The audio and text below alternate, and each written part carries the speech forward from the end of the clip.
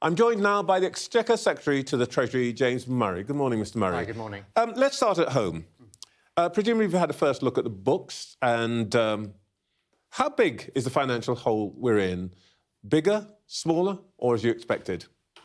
Well, look, we were warning throughout the election campaign that we would be likely to inherit the worst set of circumstances since the Second World War.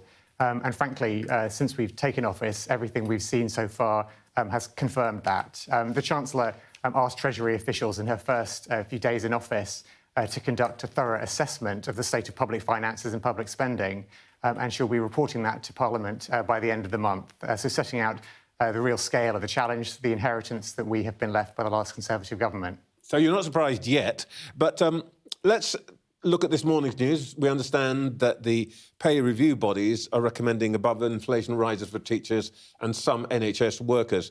The IFS estimates that the additional cost of a 5.5% pay rise, which is what people are talking about, for public sector workers is about £10 billion. Now, let's start. When the Chancellor says, and I'm quoting here, "we will do it in a proper way," does that mean she plans to honour that commitment? Well, what the Chancellor means by that comment is that her approach is to look at the pay review body's recommendations, and she will then come to Parliament at the end of the month and set out our response in the context of the public finances and the public spending inheritance that we have in government. So the proper way to do it is to consider the recommendations of the pay review bodies, to also look at this full analysis that I just mentioned of the public finances and the state of public spending, and then to set out our response to Parliament, which the Chancellor will do by the end of the month. Yeah, but she's already said that the consequences, I think the word she uses, costs, of not honouring the recommendations are worse. So let's be clear, you are going to honour the pay review body's recommendations. How you do it, we'll talk about, but you're going to say yes to them. Well, let's be clear that there is a cost, obviously, to the response to the pay review body's recommendations. But I think what the Chancellor was saying is that there's also a cost to not striking a deal, because you then run the risk of industrial action. There are longer-term problems in terms of recruitment and retention of teachers, of people who work in the NHS, of police officers and so on. So, we need to set out our way forward. But to come back to the point you made about the proper process is to consider the pay review body's recommendations and then set out our response in light of the public finances and the public spending inheritance. But the response can either be yes or no, or at this moment, I don't know. Which is it? Well, it'll be within our fiscal rules. And as the Chancellor has said right throughout the campaign and absolutely in office, our fiscal rules are non-negotiable. And so the response will be within those parameters. But obviously the right way to do it, again, the proper way of doing this is to look at the recommendations from the pay review bodies and then to set out to Parliament a response in the context of public finances. You're the Exchequer Secretary and I'm not, so you obviously can add up. But even I can tell, if you are going to keep this within the fiscal rules, you're never going to pay 5.5%. You're never going to find £10 billion, are you?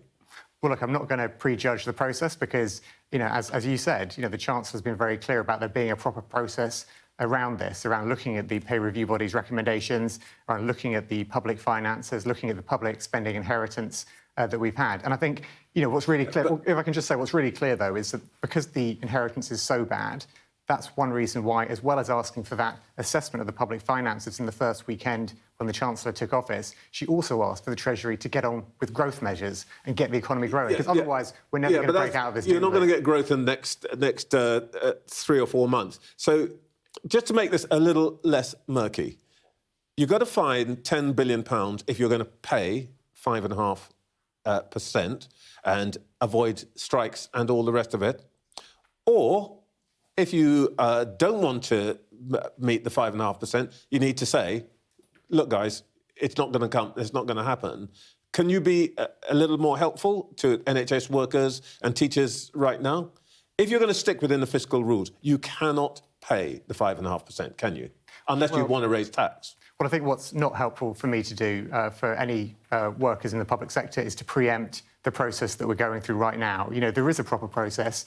That's what we're going through. I'm just talking about arithmetic. I'm not talking about... we don't need the process to understand the arithmetic. Well, the process is one of looking at the pay review body's recommendations, but also having this assessment of the state of the public finances. We know that they are the worst since the Second World War. And as I said, everything we've seen so far has confirmed that. But we need this proper analysis of the public finances. And that's why the Chancellor instructed Treasury officials to do that as soon as she took office. All right, well, look, let's suppose that we take the Chancellor at what appears to be her words, that we will meet this requirement. Would that money have to come out of existing education and health budgets? Well, I'm not going to start preempting what the Chancellor is going to say at the end of the month. How would you do it if you could, in principle? Or let's just agree. Let's do the hypothetical. If you were to say yes, we're going to meet this requirement or something like this recommendation or something like it, you have to find whatever it is, 5, 10 billion. That can't come out of existing budget, can it, or can it? Well, look, this is a hypothetical that is several steps down the line, and I think it's really important to respect the process that we've set out around the Chancellor committing to looking at the pay review body recommendations, around the assessment of the public finances, and her commitment to come to Parliament by the end of the month. You know, it's only a few weeks away now, and that will be set out in Parliament in terms of our response. Well, I think most people will take from what you just said that actually, though she's sort of sending a sort of jolly, happy signal, if you are going to stick to the fiscal rules, it's your job, she's not going to pay up. Well, as I say, she'll set that out at the end of the month in Parliament, but the fiscal rules are non-negotiable. But if I can just say as well, Trevor, that this point around growing the economy is really important, because otherwise, if we don't get the economy growing, we're going to be having the same conversation year after year. And that's why one of the Chancellor's priorities that first weekend was to get the Treasury on with the growth measures as well. Well, you understand why I press on this, because the truth is, if you're going to stick to the fiscal rules you're going to go anywhere towards meeting these recommendations, you're going to have to raise tax. But let's not go on about it. Let's do it with something that's actually real, where you've actually already made a decision. And it's a pressing claim on the exchequer. Many people in your party think that you should set out a timetable now to abolish the 2-child cap on benefits. So I want to ask you this. You've made a choice already. You have chosen to find an extra £13 billion to keep the triple lock on pensions alive, but you couldn't find £3.5 billion to alleviate child poverty.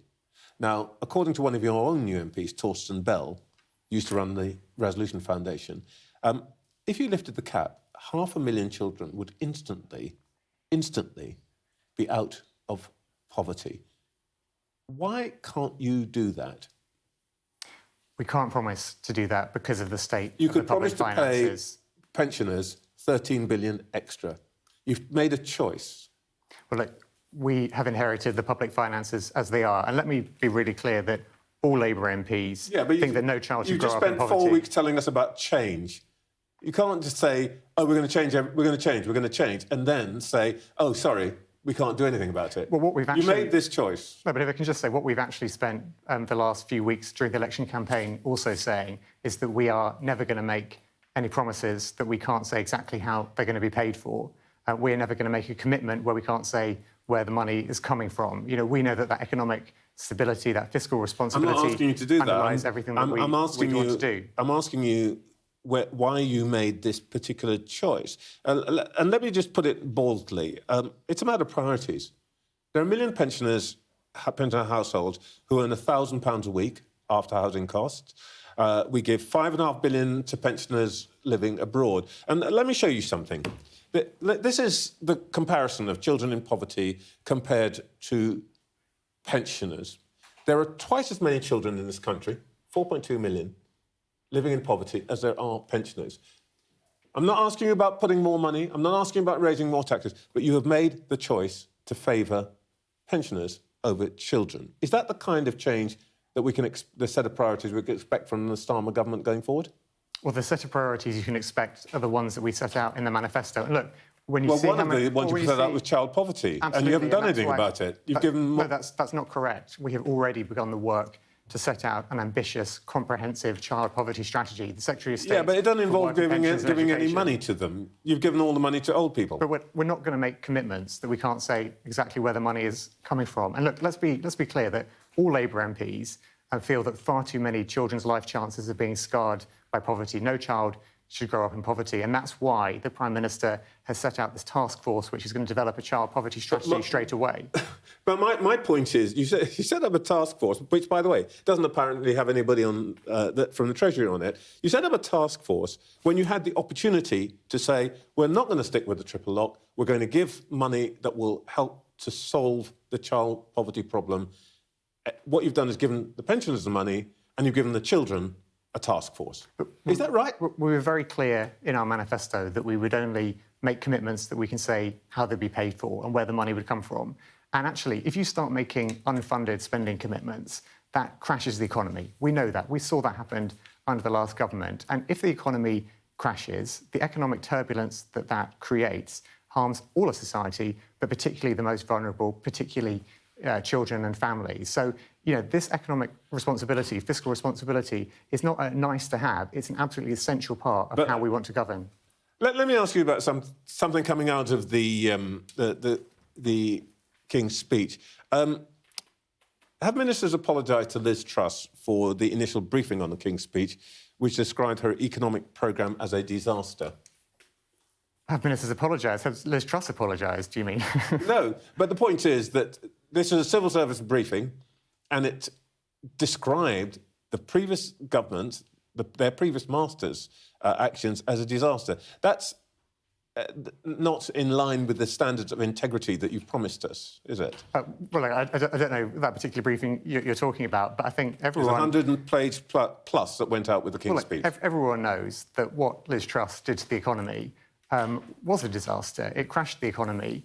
People are still paying the price for it now. And actually, the lesson that we take from what Liz Truss did is that if you make unfunded spending commitments, it not only crashes the economy, it harms the most vulnerable in society the most, which is why, in the context of the discussion we've just been having, making sure that all of our commitments are fully funded and we can say exactly where the money is going to come from is so important. All right, before we finish, I just want to take you down memory lane for a moment. Let's see if you can remember this, this picture. This is the Trump baby blimp, which has floated over London with the mayor's permission in 2018 when Mr. Trump visited London. At the time, you were the deputy mayor of London. Do you now wish you hadn't chosen to insult him in this way? Well, look, there's been a lot of history in terms of the mayor and President Trump, but for what's important for me, being a minister in government, is that we have a relationship with the US which is an incredibly strong one, and it's one that's in our national interest to get the best out of our national security. It's quite tricky to have a good relationship with somebody when one of your colleagues has described him as a neo-Nazi, and your former boss called him, literally, a few weeks ago, a racist, a sexist and a homophobe. Is that the way that we do diplomacy these days, under Labour? Well, look, I think in the past there have been comments on all sides of this relationship, but what's important for me is the strength of the relationship and delivering for the British people, because we know that... That's my point, though. The strength of the relationship with somebody that you've called a neo-Nazi is not going to be very, very substantial, is it? The strength of the relationship between the US and the UK, transcends any individuals or any individual comments here and there. What it's about is the strength of the relationship between our two countries. It's in our interest in terms of national security, it's in our interest in terms of economic growth. And we will put that front and centre, making sure that we are standing up for Britain's national interests and getting the best deal we can from our relationship with the US. You understand why this is an issue, don't you? Because Foreign Secretary, who said all these things about Mr. Trump, is now calling Mr. Vance his friend, and your boss, the Chancellor, is already talking about a new trade deal with the United States. You're all going to have to change your tune, aren't you? Well, we have never changed our tune in terms of the approach to the US. The US is one of our most important partners. Donald Trump is going to be the President of the United States, probably. Well, Trevor, but the point is, whoever is President of the United States, the relationship between the UK and the US, well, that's for the American people to decide who the candidates and who the victor is. What's for us to decide is what relationship we want to have with the US, and we want to have that strong relationship working together on our common goals around security and economic growth, because that's in our national interest in the UK. James Murray, thank you for your time this morning. Thank you.